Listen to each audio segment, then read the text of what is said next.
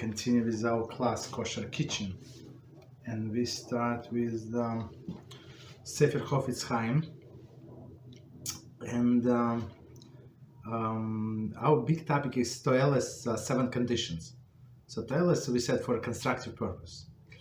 And condition number 3, it says the topic is Reprove first. Before speaking about a person with others, one must first discuss the issue with the person himself, trying to pursue the sinner to change his ways in a course which must be pursued before bring anyone else into the picture. This would not apply if speaking to the sinner might make it difficult, if not impossible, to achieve desired result through any other means. Okay, so let's try to understand. So we have an obligation, right? Before speaking about this person publicly, try to rebuke him, right? And pursue the sinner to change his ways. Maybe he wronged somebody, so tell him, and that's why what I suggest to everybody. So come to the guy, say, I know what happened. Or to go, I know what happened. So it's better you to go and admit yourself. So, and it will look very honorable to you than I tell them.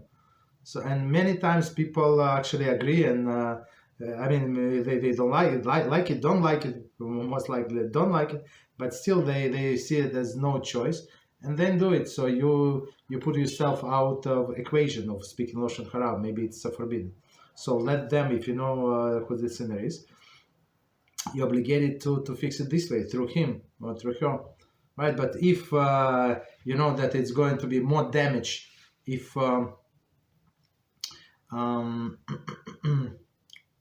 if you start talking to them, so okay, so you're not obligated, right? You can skip this part, this step, right? It's very interesting. All the people, some people on our channel, so they leave nasty comments, and we reply to them, and then they get upset and they say whatever we say is Lashon Hara.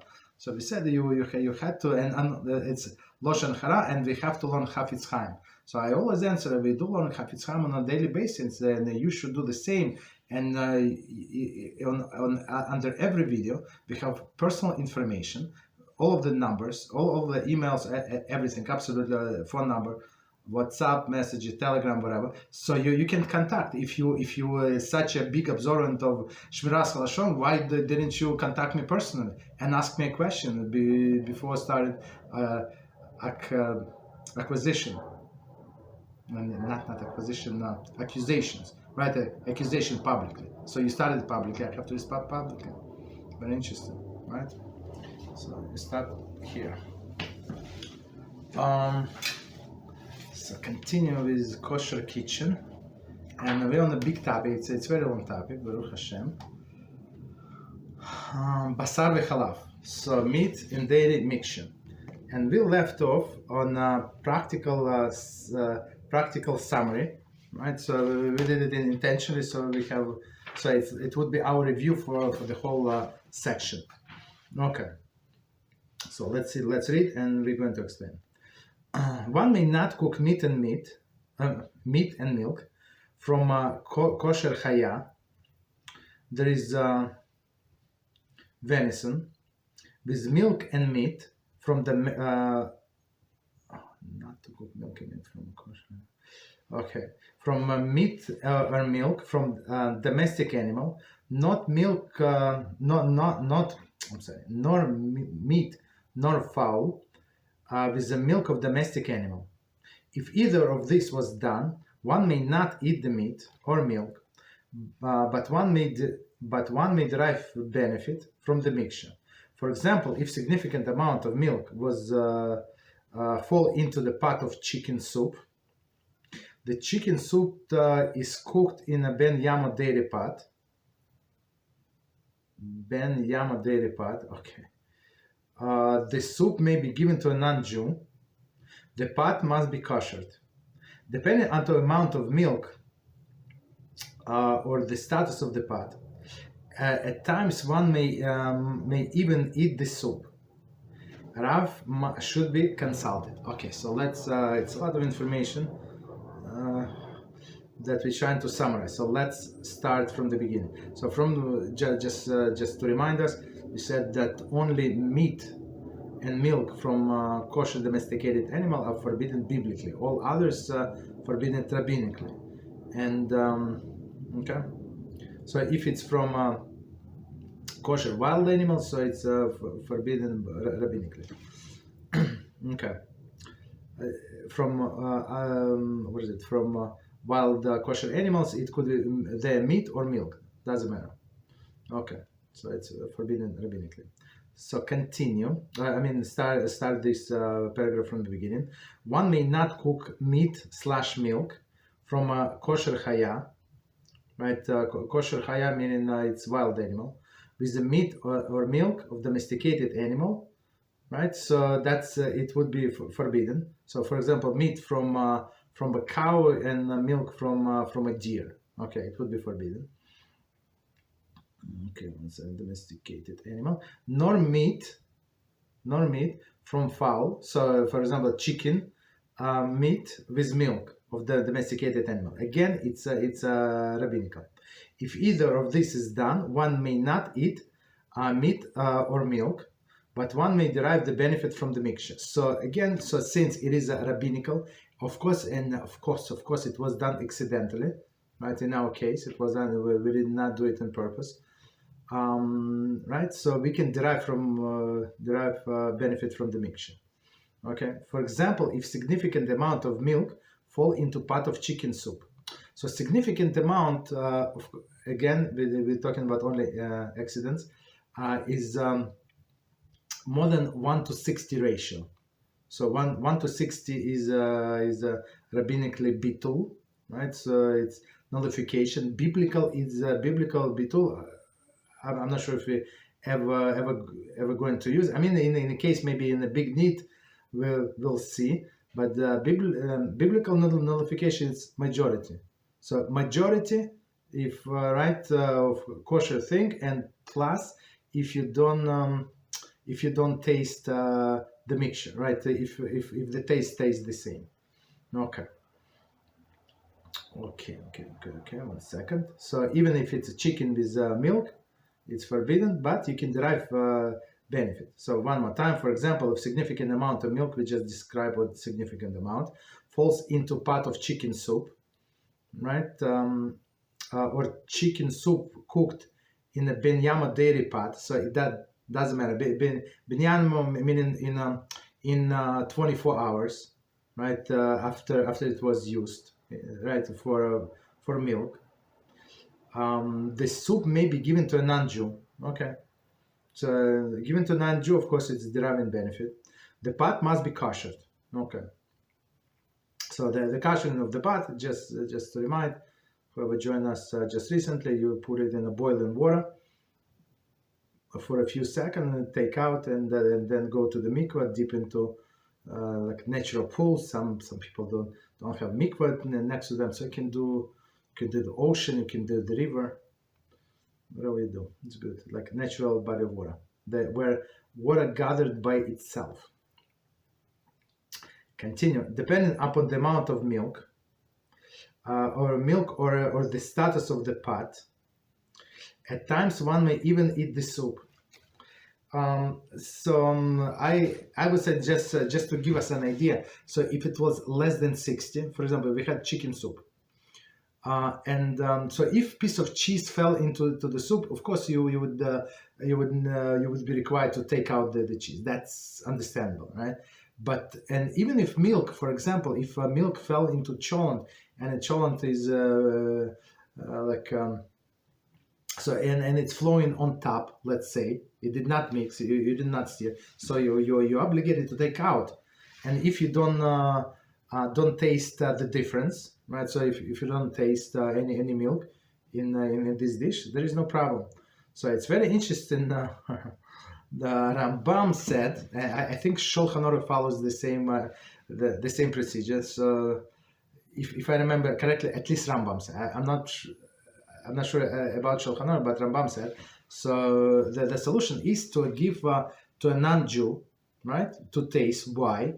Because if it's a mixture, if you would be able to taste the mixture of the taste of meat and milk together, so it's forbidden so it is forbidden. So you tasting it, it's actually you eating the forbidden mixture. That's why they say you're allowed to give it to non-Jew, but not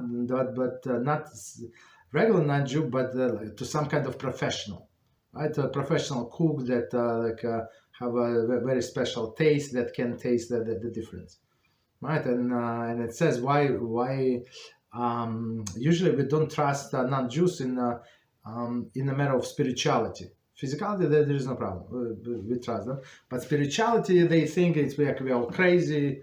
I just got 3 comments today how crazy we are today. Baruch HaShem. That's normal. So they don't take seriously spirituality. That's why we cannot trust. So Rambam said. So how can actually commentary on Rambam said. So how come we can trust this chef? Not Jewish chef, because he's treasuring his reputation. You understand? So if it was the milk would be discernible and he would not discern, and so it would like maybe he's not such a good chef. Very good. So because of his reputation, not because he's a big Jew lover, right? So we can trust him. Very interesting. But the Jew cannot taste. Okay. So 1 to 60. If it's regular milk or something like cheese, so most likely you would not taste.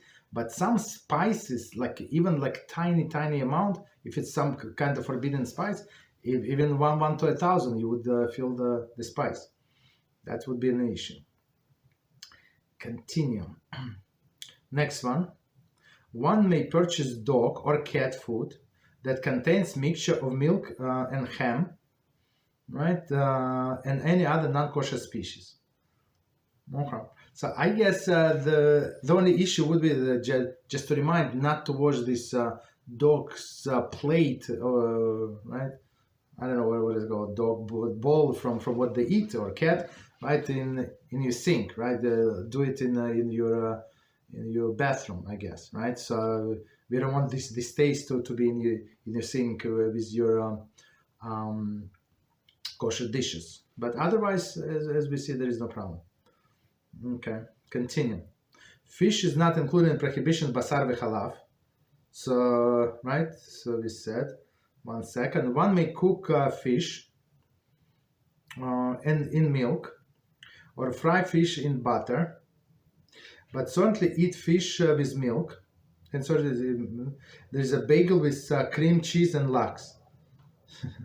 However, there is a custom in some Sephardic communities to refrain from cooking fish in milk or eating fish with milk. Okay, so let's just see what we're saying here. So fish is not meat, right? So fish, we said many times, it's paref. You can eat with whatever you want on one hand, but we said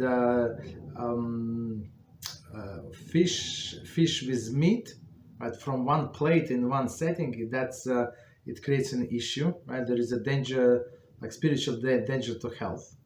That's nobody does, not Sephardic, not Ashkenazi, right? But Ashkenazi people, they eat fish with milk, right? And I would say that the most famous one, and all Ashkenazi eat these bagels, cream cheese and lox on top. Everybody eats, right? But Sephardim do not eat. At least some of them. I don't think all of them. I'm not sure which one eat, which one don't eat. There are different traditions, and some of them very, very different. Okay, so it depends when where they came from, right? But that's it. So some of them don't eat fish with milk, with dairy, and some of them do. Okay. And eating or cooking, or cooking of course, but even they don't eat. Okay, continue. Any questions before we continue?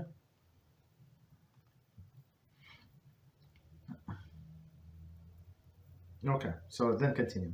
Whey is included in Torah prohibition of basar v'chalav. So whey, we said that this is I don't know, yellow greenish liquid that comes from when you're making home cheese, like cottage cheese, and it separates from milk. Okay, Ways including prohibition basar v'chalav, meaning we consider it milk. Okay. Thus, either eating meat with meat, one may not eat any food containing whey. Okay. I'm not sure if tell the truth. I don't know what food contain whey. Maybe some in the health food stores they sell it for I don't know. I haven't seen it in the stores whey like separately. They may not derive benefit from meat cooked in whey. Okay, that's it. But I think they use whey in baking or something. That's what I think. Okay. Continue. Human milk. Human milk is not included prohibition basar v'chalav, but should not be cooked with meat. Okay, so if somebody wants to finish a baby bottle, right, so he can, right, basically. There is no problem, but do not cook it with meat.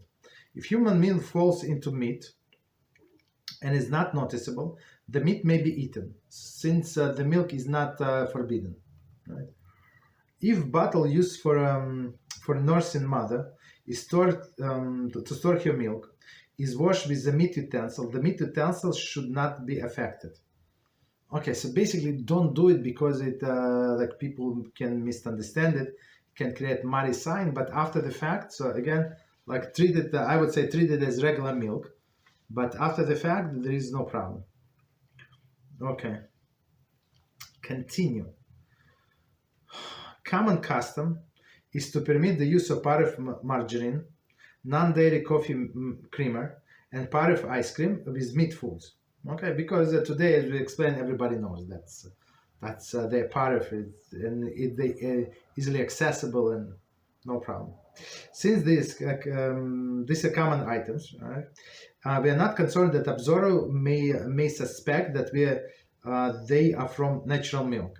But if you see, as we said last time, if you see somebody is new, don't assume that they know there is a part of milk. Don't assume that they know there is a non-dairy ice cream. I'm not sure if there is such a thing in what is it, in non-kosher in a non-kosher section. Maybe. I mean, there's some people who cannot eat dairy. Maybe for them there is a non-dairy ice cream. I'm just guessing. I don't know. Okay, so I think we finished this chapter, and we're moving to chapter 5. So now we're going to precautionary prohibitions. Okay, that must be very interesting. Precautionary prohibitions. Eating meat in proximity to dairy. I think we had this question. Somebody asked the question, and we said about tablecloth and you're related, you're not related, right? Next question also was asked: the 6-hour interlude between eating meat and dairy. Okay, so we even though we answered them in details, but I think the author is going to add even more details. Food cooked in a meat or dairy pot. Eating meat after eating dairy. Right. So we also had this question: how long you should wait. Next one, cutting bread with a meat or dairy knife. Okay. So for night as well, and for bread as well. So try it, like if it's possible. I always ask everybody, try to have a part of knife. Like you would cut vegetables with that, or you can cut bread with that. So try to have separate knives. If possible, have 3 separate knives. Even more, but 3 separate kinds. One for dairy, one for meat, and one for parve. Next one, the prohibition on dairy breads. Okay. So kosher utensil from one use to another.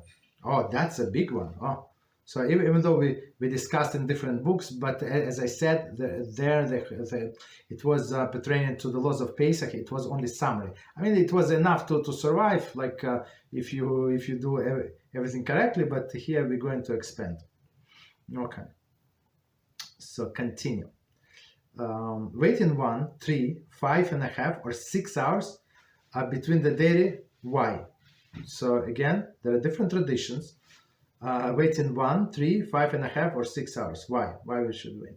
My husband's custom is to wait 3 hours. May I change my custom? Okay, so all of these questions. If one recited Shechakol Bracha on a glass of milk during the 6 hours wait, may one drink it? Okay, I mean, for some of these questions, the answer is obvious, but it's very interesting. But it's all practical questions, right? So otherwise, in this case, it would be bracha v'latala, like a blessing in vain, as we spoke yesterday, right? So we try to avoid it. So I would say go and find something else and eat that is readily available, maybe on a table, and eat that or drink that. How long must a child wait between meat and dairy? Right, and since children are not obligated in mitzvah, we're going to see that we can allow big leniency, huge leniency, right? Continue. If one ate potato from a meat cholent, may dairy be eaten afterwards? So the question is, if it's potato, is it meat or it's still potato? Right? I mean, halachically. Of course, we know it's potato, but halachically. Okay. After eating American cheese, is it necessary to wait before eating meat? So for those who do not know, American cheese, it's like a very soft cheese, like very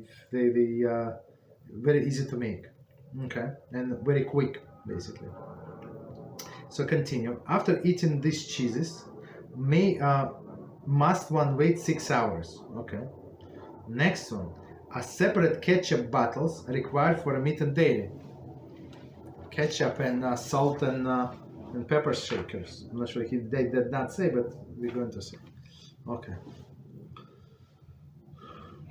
Okay, so part number 1, introduction.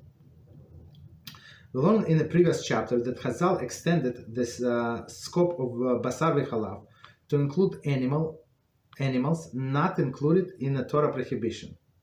In this chapter, we will see that Chazal broadened the extent of the prohibition of eating basar v'chalav and still further. They were concerned that specific situation may cause one to eat meat and dairy together. Some of these concerns may seem far-fetched and not in keeping with Chazal's usual reluctance to add prohibition unless absolutely necessary. Indeed, these halachas hardly have a parallel in the Torah prohibitions. For example, one may eat kosher food at the table upon which a non-kosher food is found. Why then did Chazal prohibit eating meat at the table upon which the dairy food is found? Paskim explained that since both meat and dairy are permitted foods that are normally eaten, and unlike non-kosher food are found in every home, numerous barriers are needed to guard against transgression of the Torah law, or the Torah law prohibiting cooking meat and milk together and eating the combination. Therefore, even meat or fowl of a non-domesticated animal, which are not subject to the Torah law of basar v'chalav, are nonetheless included in the rules of cited below. Okay, so it's in its introduction, but it's a lot of information. And there is a huge note coming to it. So let's start from the beginning, and we're going to explain. So introduction. We learned in the previous chapter that Chazal extended scope of basar v'chalav to include animal not included in Torah prohibition. So initially, as we said, the Torah prohibition of meat and milk of only domesticated animals, kosher animals. Okay. Right, and Chazal, that's a job of Chazal, of our rabbis, the build of fences, so we don't come close to the desecration of the biblical commandment. So they included many rabbinicals, right, in order for us to stay away. In this chapter, we'll see that Chazal broadened the extent of prohibition of eating basar v'chalav, right? Basar v'chalav meaning meat and milk together, still further, right? They were concerned that a specific situation may cause one to eat meat and dairy together. And this specific, so Chazal's, okay, maybe usually normal person is not going to cook his meat in the milk. That's simple, right? But this next situation, when we eat together at the same table, and somebody wants eat dairy and I wants to eat meat, so that could be a problem, because why? They're going to explain. Meat and dairy are all these foods on the table is allowed. It's kosher. So a person can, by mistake, I don't know, maybe one person went to the restroom and you were you stood up to talk on the phone, let's say, right? And then you see something in their plate, or like in some bowl next to their plate, and you decided to taste because it looked delicious, and it's actually cheese, right? So that's a problem, right? So that's why we're going to see what is the proper way to eat at the same table when somebody eats meat and somebody eats dairy, and both of them are kosher, of course, and you have some familiarity with that person. Okay. Some of these concerns maybe seem far-fetched, okay, and not in keeping with Chazal usual reluctance to add prohibition unless absolutely necessary. So we'll see, and of course we're going to add all of the possible scenarios why exactly our Chazal added this stringency. They never did anything to torture anybody. That's I can promise you. Indeed, these halachas hardly have a parallel in Torah prohibition. For example, one may eat kosher food at the table upon which non-kosher food is found. Right? What would be the example? I don't know. Maybe you eat it in your company cafeteria, right? Let's say with your non-Jewish coworker. There is no problem. You can sit at the one table. Everybody's sitting and everybody chit-chatting and stuff like that. So they eat whatever they eat, and you can eat whatever you eat. Right? There is no problem. There is no nobody is afraid that you're going to start eating from that food. Okay, because it's not kosher. You know it's not kosher. It's forbidden. No problem. Okay. Why then Chazal prohibited eating meat at the table upon which the dairy food is found? So prohibit initially, but if there is no choice and it's only one table and you have to eat, so the best way is to separate. Let's say somebody have like a long dinner table, so you sit from one side of the table, another person who eats dairy, let's say, or meat, like opposite to wherever you eat at the other side of the table. So for sure you're not going to reach to anybody's plate. That's a simple solution, right? So Poskim explained that since both meat and dairy are permitted foods and are normally eaten, and unlike non-kosher foods are found in every home, so okay, numerous barriers are needed to guard against transgression of the Torah law, prohibiting cooking meat and milk together and eating the combination. Therefore, right? So okay, so that's. As we said many times, Chazal knew our psyche, and they knew like one is going to lead to another. Okay, and it's like inevitably. Therefore, even meat or fowl of non-domesticated animals. So we're talking about maybe I don't know what is a non-domesticated fowl. Meat? No. So chicken, right? Okay, so somebody chicken. So the prohibition about the meat, so it's chicken, right? Or deer, right? Okay, so it's rabbinic prohibition, which are not subject to the Torah law of basar v'chalav, are nonetheless included in the ruling cited below. Meaning what? So you have to separate from that person, so you would not taste from the plate. And there is one commentary. Says see Yorei Deya, so it's Shulchan Aruch 88:1. In addition, Chazal may have felt that the fact that the Torah was unusually strict regarding basar v'chalav, there is a Torah prohibited deriving benefit from basar v'chalav, which is exceptional when compared to the other prohibited foods, right? And prohibited cooking meat and dairy together even when one does not plan to eat them, is indicative of the severity of the prohibition basar v'chalav, and the necessity to create barriers to protect the primary prohibition. At the time of the giving of the Torah and the centuries following, belief in the Torah was unquestioned.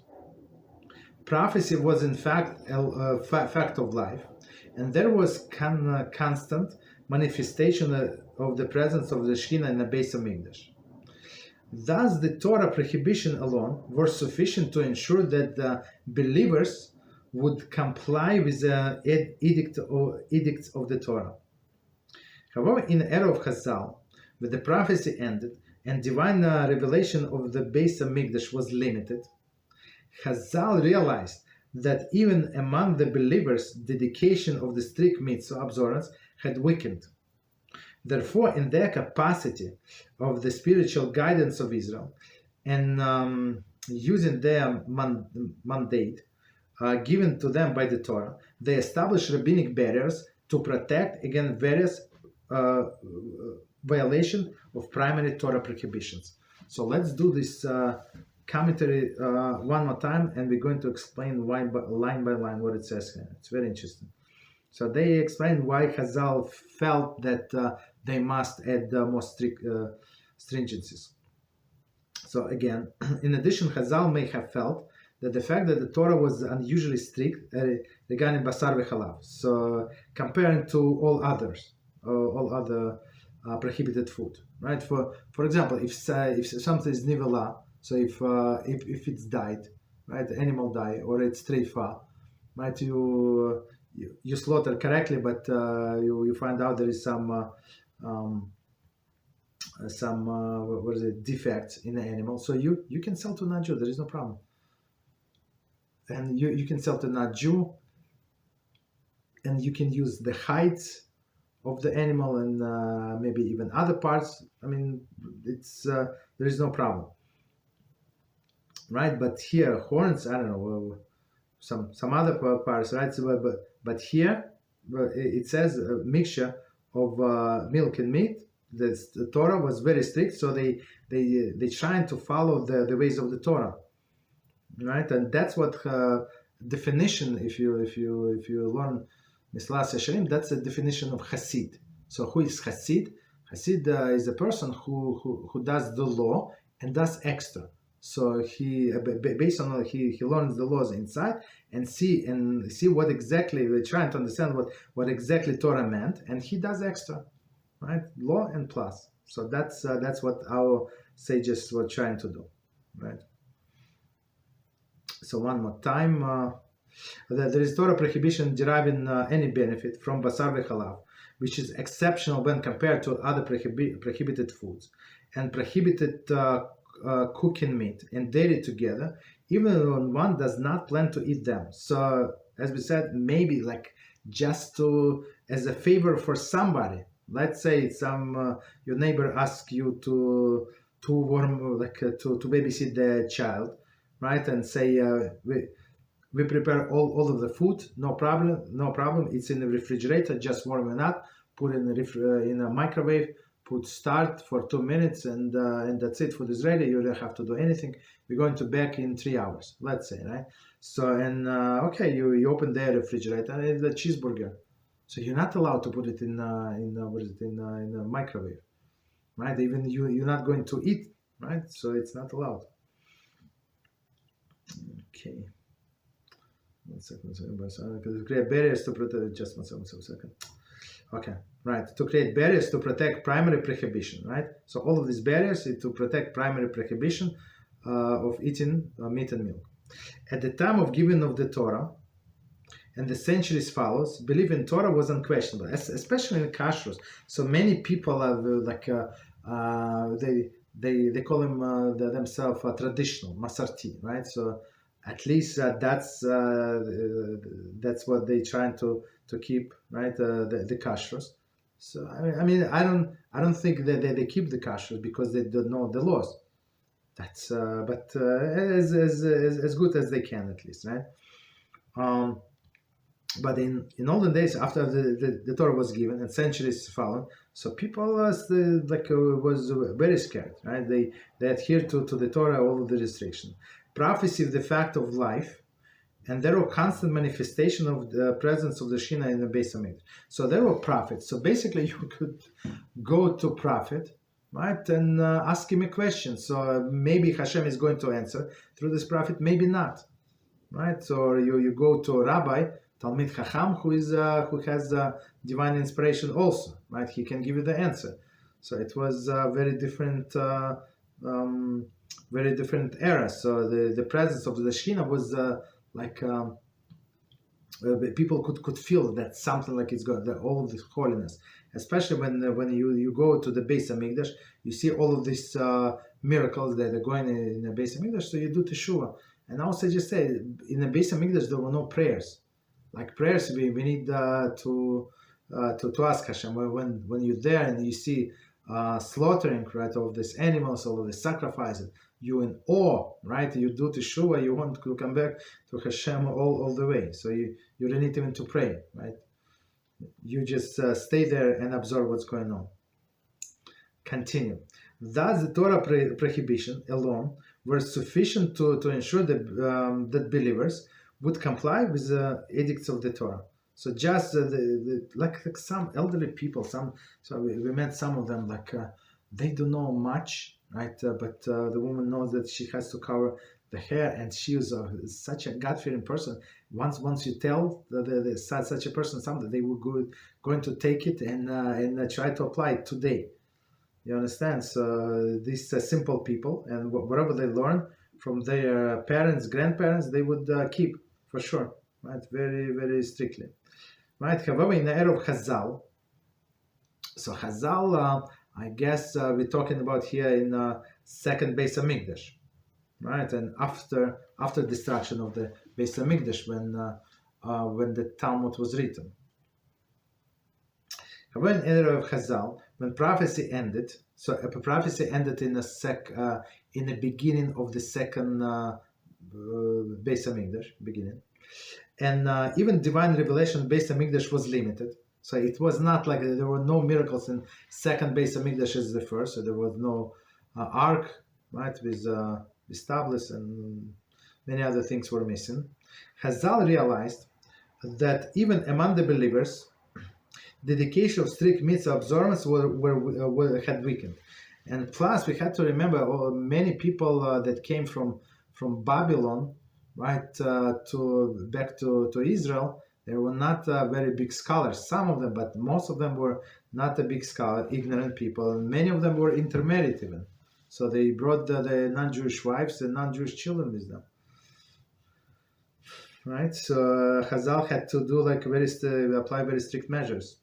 Therefore, in their capacity as a spiritual guardians of Israel, and using the mandate given them by the Torah, they established rabbinic barriers, right? So it's very interesting. So Chazal in their spiritual guardians of Israel. So that's actually their job to foresee what is going to happen next. Understand? And sometimes, like ignorant person, people look for the way out, and they ask all of the deep question, let's say, about any topic, because they don't want to do it. So they see if whatever my answer or somebody else's answer would make sense, and as soon as it does not make sense, they want to drop everything, right? Because it does not make sense, right? Because that's why Chazal did not have to explain to anybody whatever they do. They just said it because they're smart, because they were appointed by HaShem, right? HaShem does not give wisdom just to anyone, right? HaShem gives wisdom only to special people. They were appointed special people to establish the laws for us, right? And our role is just learn the laws and apply them. Okay. Establish rabbinic barriers to protect against violation primary Torah prohibitions. Okay. Continue. Do we have any questions before we continue?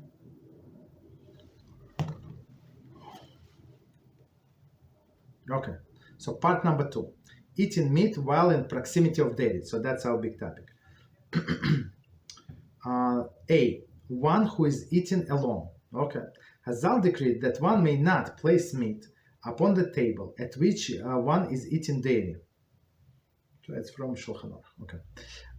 Or the reverse. Hazal were concerned that one may absent-mindedly eat from some of meat. If, however, the table is large and the meat is not within his hand's reach, the prohibition does not apply. So it's very interesting. We're talking about two people, but even one person would be forbidden. Why? Because let's say it's his house, right? And his wife is doing something, and he wants to eat dinner, but the daily it's like for, let's say, for tomorrow morning. Let's say, right? So he has to sit at the opposite end of the table if it's the table is long enough. Okay, so continue. 1 second. Right, so if a table large enough, so he would not reach from where he's sitting, meat or dairy, right, to opposite to wherever he's eating, no problem. So commentary says, you see, Yoradiyah chapter. No. I'm not sure where's the book. Who notes that original prohibition relates to the small tables that are seated only one. This table was used in time of Chazal. Oh yeah, okay. So in time of Chazal, just if you learn Talmud brachas, so it's very interesting. They explain how people used to eat. And you see how all these customs from Birchas Hamazon, where they came from. So they would recline, whatever we do on Pesach. So they would eat like this, right? In this like half laying down. For me, it's impossible.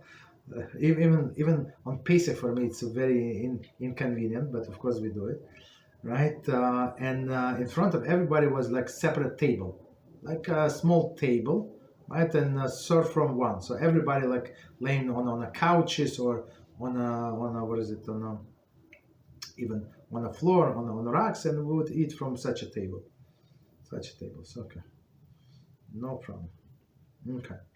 So if a small table, of course, I mean, if you have your plate of meat and there is a cheese next to it, it's dangerous. But later sages, they apply even to our tables. There are still like small tables, dinner tables, like for 4 people, let's say. So you can reach from one end to another. Okay, that's a problem. Okay, continue. B, eating with company. Similarly, Chazal prohibited 2 people who eating meat, right, and one eating daily to share one table. So commentary, according to the most poskim, one who is not presently eating meat, but is within the 6 hours of meat meal, may share the table with one eating daily. So that's a that's a very interesting halachah.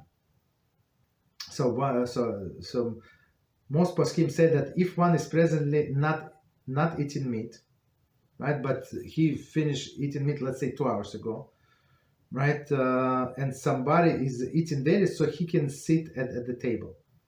Okay, maybe drink tea. So I'm going to drink tea, and that person eats I don't know, cheesecake. Okay, so there is no problem. Okay, so it's of course in some sense it's leniency because I'm not eating, but it's very interesting. So continue. Similarly, Chazal prohibited 2 people, one eating meat and one eating daily, to share one table. Okay, we said that.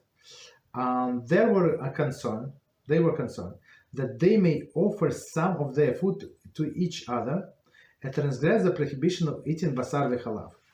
It's very, very interesting, right? So I would understand if one person, he would take from his own food if it's a dairy or meat. I would sense that. But 2 people, it means that 2 people would make mistakes.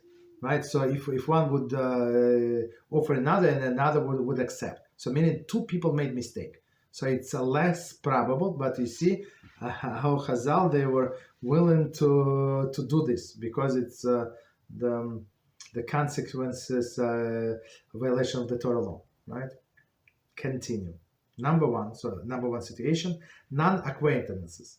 Since only acquaintances are likely to share food, two strangers may share a table while eating meat and dairy, respectively.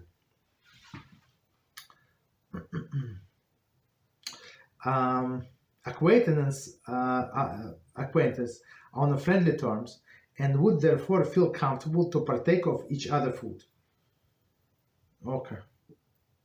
So let's see. So let's try to understand. So non-acquaintance, as we said, maybe co-workers or right. So I mean, we're talking about when food is kosher. So technically, I can eat from this food or from that one.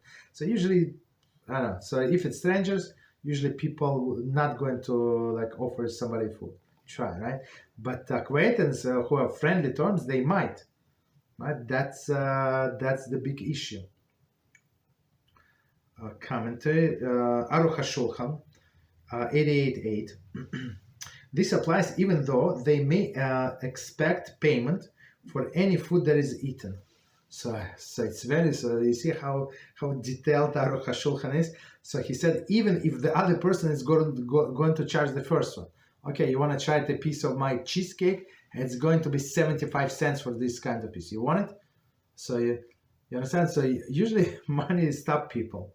Right? If you want to give me a try for free, I'll try.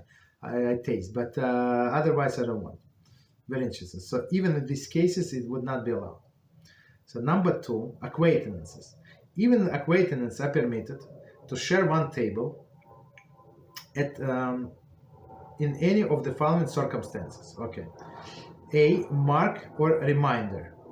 So it must be some, and it's very, very interesting. That's Gemara is talking about it. Mark or a reminder. They may share the table if they place a mark, heker, that will effectively remind them that they may not share the food. The reminder may be through the use of tablecloth or the object in one of the following methods. Okay, so meaning like for example. Okay, so so continue. So reminder may be through one of the tablecloth, use of tablecloth, or object in one of the following methods. Okay, so and we're going to see the commentary. The halachas, this halachas mirrors halachas of heker regarding husband and wife eating together while she's in nidah.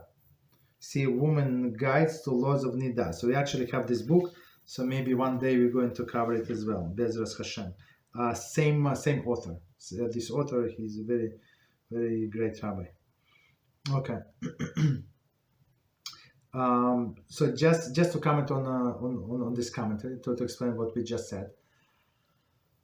When woman is in nidah, so they're not allowed to touch each other. It's understandable, and they're not even allowed to pass each other from hand to hand. So, for example, a wife cannot pass a husband, I don't know, like plate with bread, let's say, or something, right? Or a plate with soup.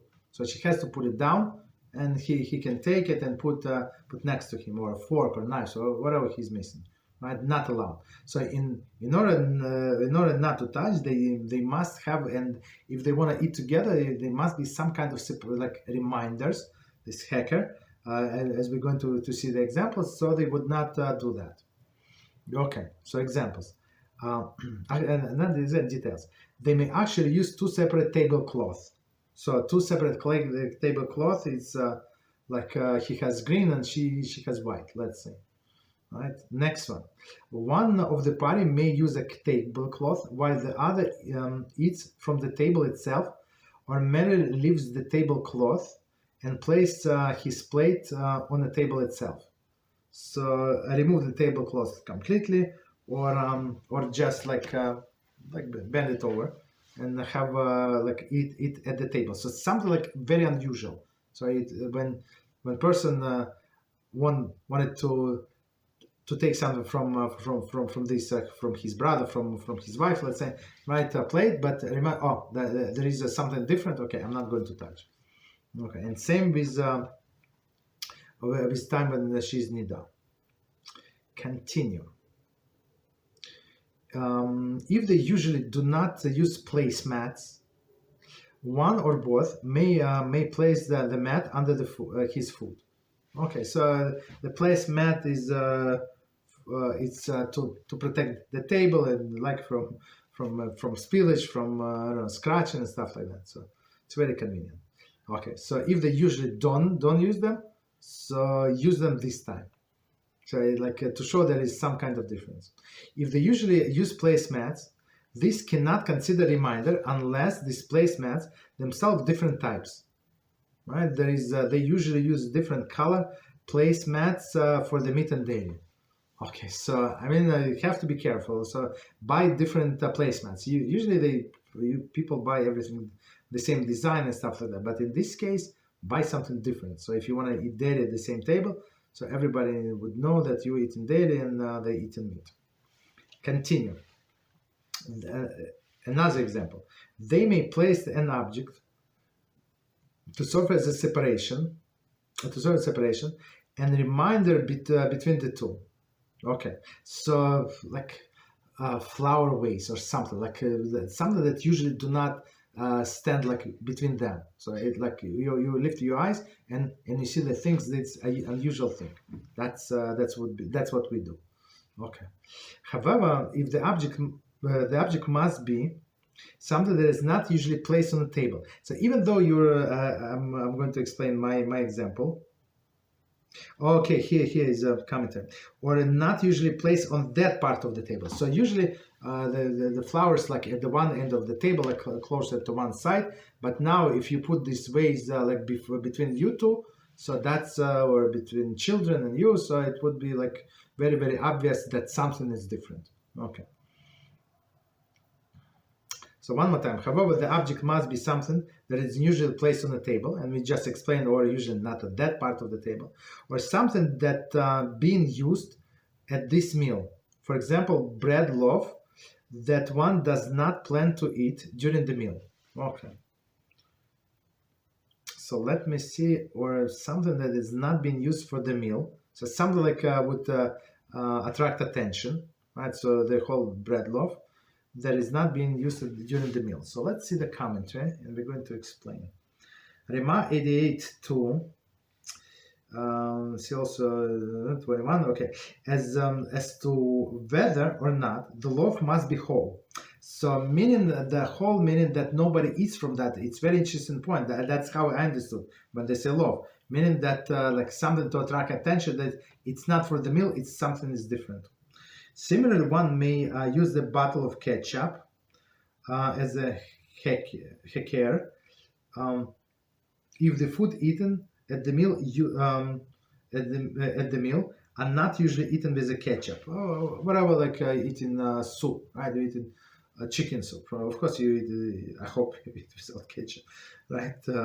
And the other person is eating, let's say, cereal with milk. Okay, so.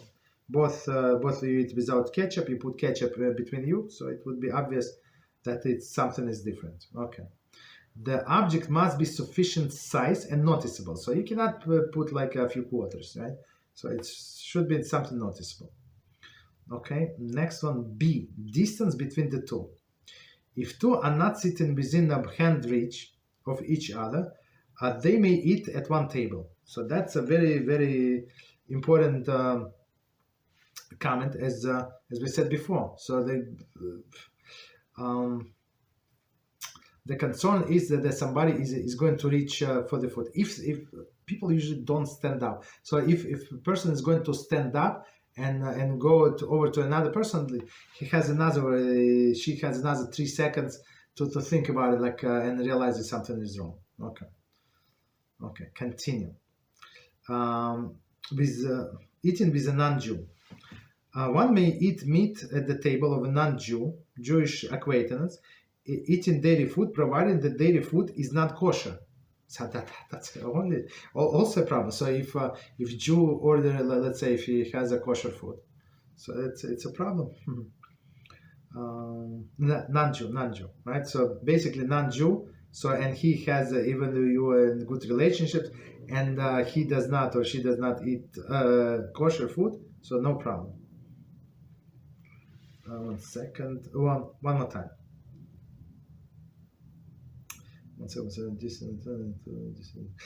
Eating with non-Jew. One may eat meat at the table with a non-Jew, non-Jewish acquaintance. Eating dairy food provided. So he's eating dairy food provided dairy food is non-kosher or cooked in a non-Jewish home. So even though everything is kosher, the milk is kosher, this is kosher, that it's kosher, but it is cooked in a non-Jewish home. So it's one of the prohibition, and we're going to learn later on the food that are cooked by a non-Jew. Okay, continue.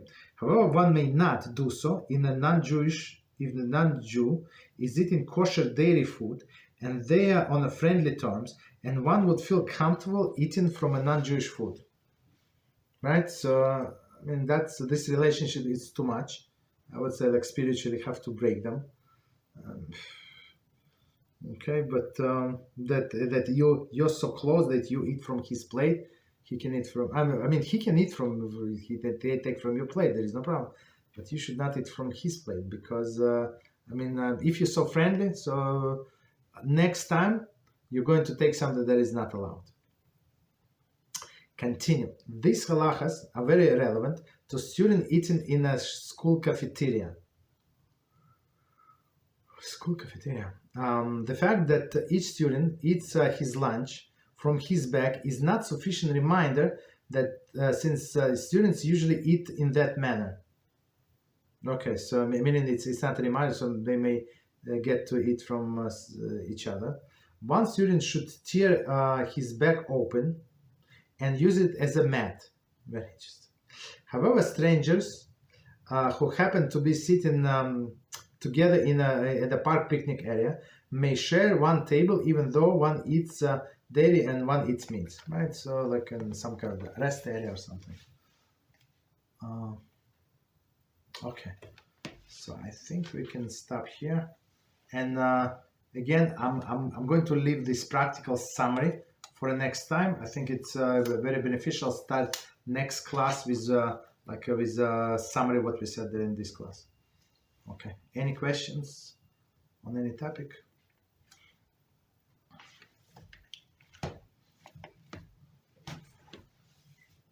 No questions?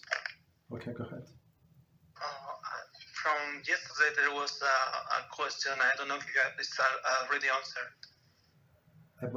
About this shooting star. Yeah. Okay. So the shooting star just scientifically, right? So what is the shooting star? It's a piece of the comet, right?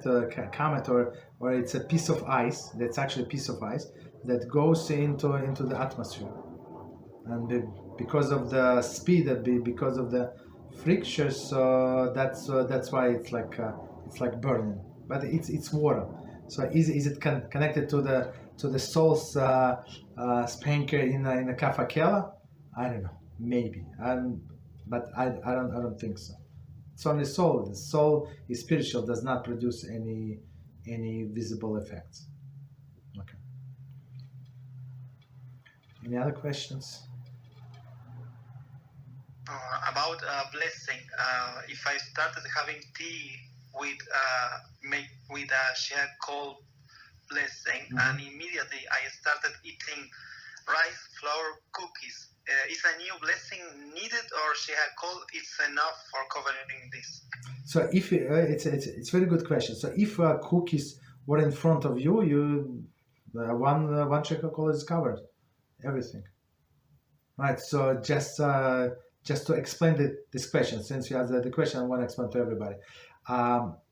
So on rice as a grain, if you cook it, we say baremene mizoines on rice, right? It's exception. But when they make flour out of rice, so we say shechakol. So if you make a bread from rice flour, some people can make bread from rice flour. So we say shechakol. It's not bread. We never say hamotzi on this bread. We never have to wash our hands, even though this bread looks very close, like it's very white. It's white meaning like what? Like oats bread, right? You can make bread from oats. There is no problem. Yeah. Okay. Any other questions? But what if, because I had in mind that the blessing of these flour cookies would be mesonot, but I didn't know it was shehakol. No, it was shehakol. Okay. Otherwise, the cookie is not covered. A regular cookie from the wheat flour, from rye flour, they're not covered. No, you have to say separate blessing. And the proper would be to say blessing on the cookie, because it's more important. That the blessing is, the more specific the blessing is, the more important it is, and it has a precedence to say the blessing. Okay. And after the blessing, how would be? Shall I call after blessing or what? No. After you ate this rice cookies and drank tea. Yes, in one case, if there is took aside, and in other case, if for example the flour cookies were not enough quantity, it was maybe only one flour cookie. What would be the after blessing for this? Okay, so if a person ate kezayis of any food, he would need to say blessing. So for this you say barei nefashos. If he drank enough liquid, right? Let's say tea, drank meaning 3 ounces, 3.1, 3.2 ounces, approximately 86.6 grams or 0.5 grams, right? cc. So you like in a few sips, which is simple. So you would say after blessing. So like you have to eat enough cookies or drink enough tea, but you cannot combine. So if you drank like half amount of tea and ate half amount of cookies, they're not combined together. Foods, salads with salads combined together, liquids with liquids combined together, but liquids and salad foods do not combine together for after blessing. Even though the prior blessing cover one another, there is no problem. You can, as we said, this example, you can say the blessing on a tea and cover the rice cookie, right? So if it was eaten and drank, took aside of tea and also took aside of flour cookies. No, I mean mesonot cookies. Let keep this aside. Mesonot cookies and tea. If there was the enough amount of this food, would be al amechia and then shehakol after blessing. The two. Yes, two blessing. Yes. One that does not cover another. So if you switch the order, it's still you have to say the second blessing. Okay, that's a good question. Any other questions? Thank you. You're welcome. Okay, so no question. Let me quickly tell you the story. Maybe you maybe heard this story. It's from a long time ago. So, but I just somebody reminded me yesterday on classes. So it was a very long time. So the story goes, if I remember correctly, like this. So one guy from his professor from Yale, he decided that the only thing he's like in philosophy professor from Yale, from Harvard, all the top smart cookie. So he decided that the only thing is missing on his resume is a Talmud. So he heard about these Jews. They're smart, but not smart as people from Harvard, of course. Right, but I like to have on my resume that I also learn Talmud. It would be very impressive. So this guy comes to yeshiva and speaks to Rabbi, say, I want to learn Talmud, so I have 3 months, whatever, I want to finish your Talmud, whatever this book is. And the Rabbi looked at him, he said, do you know Hebrew? He said, no. Do you know Aramaic? No, I don't know, but I'm smart. Rabbi, look, I'm smart. That's why you just start teaching me and you will be surprised. I'm very good with philosophy, with logic. So Rabbi said, okay, let's, you want to test a logic test? He said, absolutely. Give me any question. I'm going to answer. So Rabbi said, okay, there is a case. 2 thieves going to the chimney, right? To the chimney. And when they come out, one comes with a clean face and one with a dirty face. So Rabbi said, who is going to go wash? Professor looking like, Rabbi, you know, such a baby question. Of course, the person with the dirty face is going to go wash. Rabbi said, wrong answer. What is it? He said, why? Why is it right answer? Right? He said that the person with a dirty face will look at the guy with a clean face, and he would think like my face is also clean, right? But the guy with the clean face would see the face with the face of the guy with a dirty face, and he would think that my face is dirty, and I would have to go wash. Say, Rabbi, you got me. You Jews are so smart. Okay, so ask me second question. Okay, I fail. I understand, but give me a second chance. Rabbi said, absolutely. Here's a good question for you. He said, 2 thieves go down the chimney. They came out, and one of them have a dirty face, one a clean face. Who is going to go wash? He said, Rabbi, you're kidding me. What are you, don't pay attention? Of course, you told me that the guy with the clean face is going to go wash. He said, absolutely not. That's wrong answer. The guy with the dirty face is going to go wash. He said, why?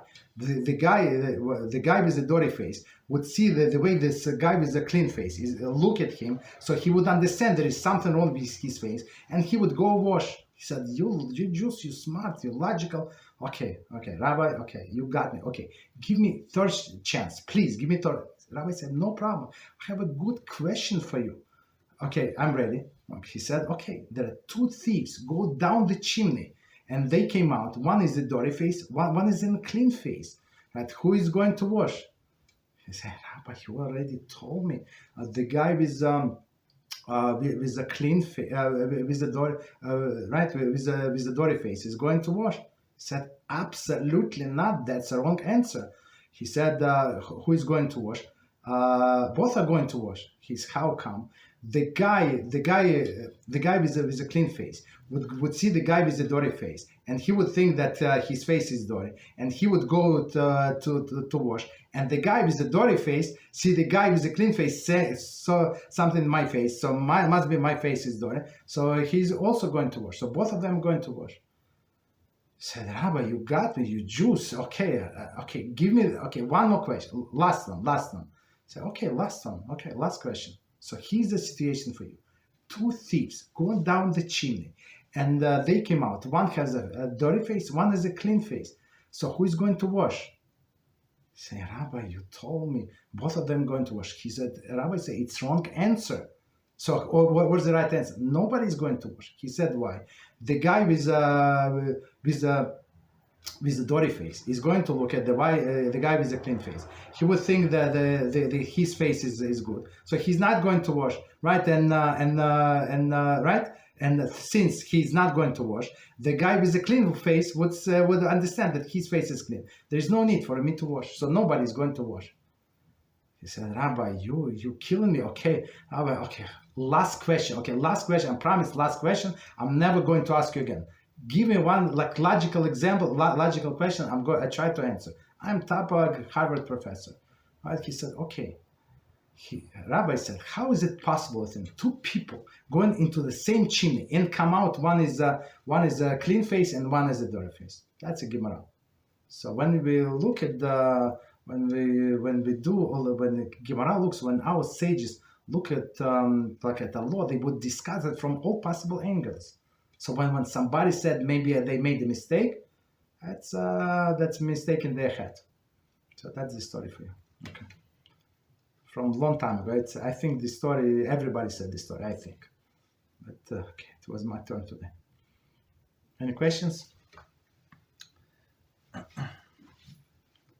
Okay, so let's stop here. So it was a very successful week. Baruch HaShem, we learned a lot. And have a good Shabbos. And until Monday, Beezrat HaShem. Thank you and good night.